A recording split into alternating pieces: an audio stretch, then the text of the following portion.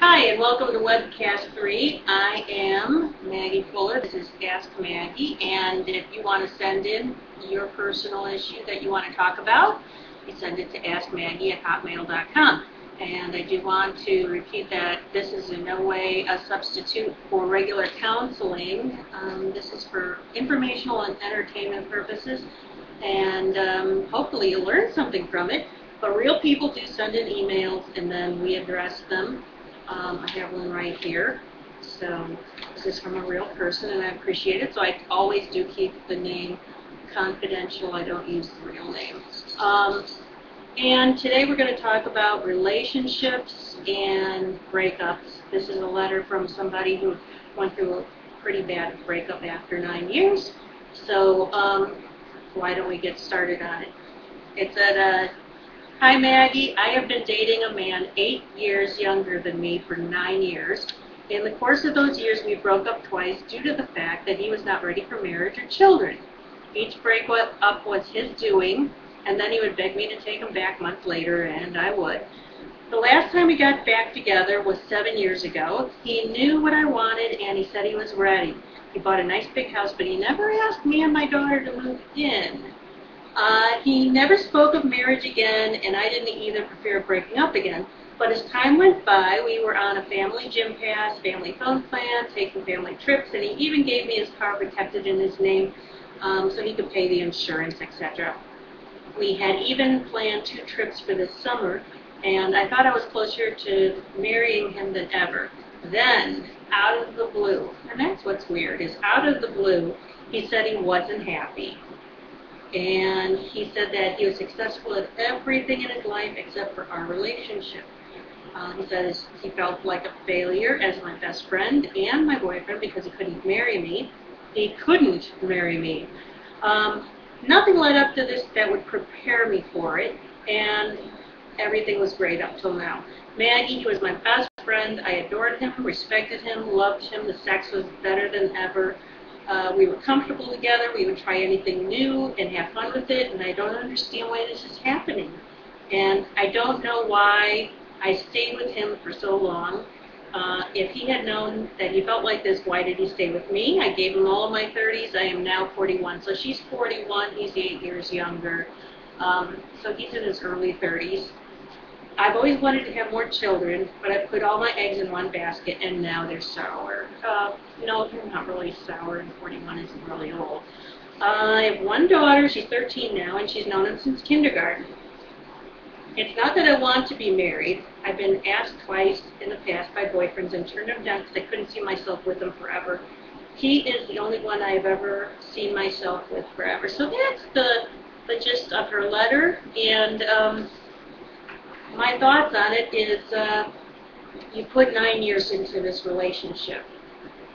And I really don't see the age difference as a big factor. Many years ago, a couple decades ago, being an older woman with a younger man was a big deal. Nowadays, it isn't such a big deal, and as long as people are truly in love and it's working for them, well, hey, go do what you want to do. Why not? But part of the problem is you put a lot of time into something that didn't work, and that hurts a lot. Plus, you did not get a satisfactory explanation for why he wasn't happy and why he wanted to break up. And not to minimize people in other situations, but there's companies that will have people work for them for 20 plus years, and then all of a sudden, right before retirement, they get rid of them. So they don't have to pay for all the retirement amenities, and it's cheap, and it's nasty, and they know why they're doing it, which doesn't make it a whole lot better. But in a situation like this, when you don't know why the person wasn't happy, you don't know why they want to break up and end a 9-year relationship, that leaves a lot of unfinished stuff floating around there. You can't just say, they're cheap, that's why this has happened, I need to figure out my finances. There's so many more things going on here that have to be dealt with. So let's take a look at this. Another thing that you want to keep in mind is, sadly, your daughter has had him as a part of her life for 9 years. Most of her growing up years. So she might be feeling sad too, and you might want to talk to her if you're feeling up to talking to her about it, or suggest you talk to an adult that you trust, like an aunt or guidance counselor, somebody, another adult that would have empathy for her and would be able to talk to her. And so what's going on with this guy? It could be that marriage just really messes up how he feels about himself as a man. But nonetheless, does it really matter that he's not ready for it? If he's not ready, he's not ready. I mean, both men and women have commitment problems. He's got a track record of 9 years, probably more than 9 years of this. Unfortunately, you were on the receiving end.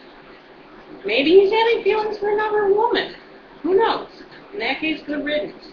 But what brought him to the decision, which kind of makes me think of LeBron James and his very unpopular The Decision. Well, people get to milestones in their life. And he's a little young to be having a midlife crisis or whatever. But here's the thing is that there's milestones. And you reached 40. Could be that. It could be your daughter is 13, she's reached puberty. So what are his feelings about that? Does that make him feel old? Or maybe he's having an attraction? Who knows? Maybe he saw his first gray hair. Ooh, he's still nose hair or ear hair. And he didn't like that, but it doesn't really matter. Do you want to be with somebody who doesn't value you the way you should be valued? Don't you want to be with somebody who really wants to be with you and thinks that you're the best ever? And number 2, don't beat yourself up for spending 9 years with him. You had really good reason to believe that things were going to work out and that you should continue on. Otherwise, you would have made another choice. Don't be hard on yourself for this. So let's take a look at what happens when couples break up. First of all, there's the endings. Breakups lead to endings. Those are the endings of dreams, commitments, positive feelings like security, comfort, companionship. Let's also not forget from episode 1 we had talked about relationship hormones like serotonin, which is one of those that they put in, it's a big factor in depression. It keeps your mood elevated. Dopamine, which is that excitement feeling. Also oxytocin, which helps bond people together, and it's an attachment hormone. Also, you're also losing the links to the other person's family and friends. Have you become attached to their brothers, sisters, friends, mothers, fathers? In some cases, you lose those people. You're also going to have changed opportunities socially. So if you had gone to such and such a club or had become a part of a different type of group, that's going to change too. You are no longer identified as a part of a couple. So that's another thing that ends in the relationship. But breakups are also the starts of different things, such as new routines. So this person was a part of your life. You had to let them use the bathroom first. They had their side of the bed. Lots of things. You're going to have new routines in your life. Changing responsibilities. Taking out the trash. Maybe he took out the trash. Or if it's a man, he's going to have to start doing his own laundry. I mean, I'm talking on very traditional roles in this case. But in every couple, they have a division of labor, and you're going to have to do both parts of it. And it's not that big of a deal, honestly. Finances change. So if that person was adding to your financial situation, chances are that's not going to be a part of it anymore. Also, you are going to have to adjust to your identity as a single person. And let's face it, people are going to come up to you and they're going to say, so how are you doing? I hear you broke up, blah, blah, blah, blah. They mean well, but when you're feeling bad, you really don't need to talk about it. It's okay and normal to be upset, anxious, shocked, angry, sad. All kinds of emotions are going to come out. It's how you manage it that's going to help you get through it. And it's really important to point this out. It's important to know the difference between normal reactions to a breakup and depression. So the average person breaks up, and little by little, every day, they start doing just a little bit better. They might have a setback here or there, but things start improving. Everybody goes at their own stage. I'm not going to say how long it's going to take for you to get better and feel better. Oftentimes, the longer the relationship, the longer it takes for you to improve and feel recovered. But if you're feeling deeply saddened, nothing seems to brighten your mood that used to make you feel better in the past, your eating and sleeping patterns are changing, your activity levels have changed, your interests in hobbies or life in general goes way down, you should probably seek out one-on-one counseling. That's a good indication that you are having a problem with depression. And it does happen for some people. Now, also, when you are getting over a relationship, some people slow down. They do a lot of R&R, rest and relaxation, treat themselves well, go out and ice cream. Other people do better by staying busy. It's all an individual thing. Isolating yourself, not a good idea. That can make things even more stressful for you. So surround yourself with people who are good to you, who are affirming and tell you good things about yourself. Don't go to the bar and sit with people who have bad histories of breakups, and they're going to sit there and say bad things. Get yourself around positive people. Also, the goal here is moving on. So maybe it's going to be moving on eventually to find somebody new, or maybe it's you choosing to be happy alone. Who knows? It could go either way. You might end up doing both. But there are people who choose to just go it alone because they're perfectly fine. And that's an individual choice. Give yourself time to heal. In relationships, we have to consider the other person, like their dislikes, their likes, their habits, their needs. You know, do they like Miracle Whip or do they like mayonnaise? All of a sudden, this is a good thing. You don't have to really give a line. You don't have to care anymore what they like. It's all about you, and that's a good thing. So you can focus on you. You can enjoy this time. Explore your wants, your dreams, your aspirations, and just figure out what's best for you with them. If you want to go and get another cat or dog, go ahead and get another cat or dog if that's feasible. Go do it, because you don't have to care what they want. Avoid things that remind you of him or her in a breakup. So, I suggest going into Facebook and removing the pictures of this person. Some people who kind of like are in denial will go and put those pictures off into a file, a separate file, hoping that maybe somebody will fit together. Again, generally for me, I just delete, and that works out fine, because when I make a decision, I make a decision. You can also cut their faces out of photographs and then replace it with somebody who's a lot hotter, or just leave it blank. Seeing or hearing things that remind you of him or her are going to trigger feelings of loss. So think about those things that are going to trigger feelings of loss, and then just kind of avoid them. Usually your friends will understand if, I don't want to go to this restaurant, it kind of reminds me of so-and-so. People tend to respect that. Eventually, it's okay to go back into those places and acclimate yourself to it again. Okay, so blow off some steam. Talk to somebody who's going to listen. Write them a letter. Usually it's good not to mail them, because then they think that you're stalking them. Exercise. Go to a batting cage and hit some balls. Go to a tennis court and hit some balls. Go to a golf course and hit some balls. Just go out and hit some balls. It'll make you feel better. Remember not to take the criticism that your ex-partner has given to you seriously. Why? Well, because partners say these things to discourage you from going out and finding anybody else and being happy, because maybe they don't feel good about themselves. And a lot of times, they'll tell you things like, you're old, you're fat, you have too many cats, you're dumb. And these could be a reflection of how they feel about themselves. So never take it seriously.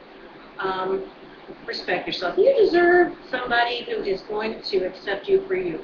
Now, here's what you shouldn't do, okay? And these are important. Number one, do not vent about him or her on Facebook. Um, Really bad idea there. Don't continue to text, call, email, follow, drive past their house, contact their relatives, sit outside their workplace. Um, don't do any of that. Chances are it could, well, it's going to look bad, number one. You also end up with a restraining order. Um, don't go to places that remind you of him or her. It's a big world. There's lots of places you can go for new memories and new ideas and meet new people. So just go out there and try new things. Don't stay home and be sad. Go somewhere, even if it's just the grocery store or the library or the park. Get out of the house. Do not sit around and sulk. And also, don't hang on to anger, because forgiveness is really for you. It is not for the good of the other person. It helps you. So when should you get back into the dating pool? Like I said, the goal is eventually you want to move on. Whether you decide to stay alone for the rest of your life, some people do that and it's not a bad thing, or you want to get back into it. Well, this is when you get back into the dating pool, when you are ready. People will give you a lot of advice. Some people will say get out there right away. Other people will say wait a year. It's when you feel that you can go out on a date and talk to the other person without venting about your ex, crying during the date. I've actually had that happen. I had a guy start crying about his girlfriend who broke up with him, or behaving in ways that are not typical of you. So all of a sudden you decide to start drinking excessively and dancing on a tabletop. Don't do that. So how to start over? Where do you go and find dates? How about internet dating sites? They are hugely entertaining to see what's out there.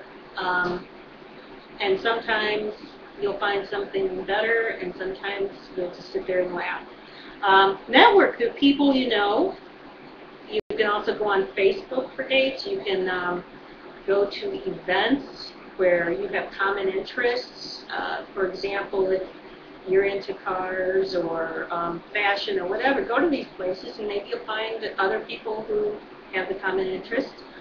Specialty stores are a good one. So if you're into a particular sport, maybe you're a runner or you like tennis, go to one of the big sporting goods stores. Who knows, you'll find somebody in your department.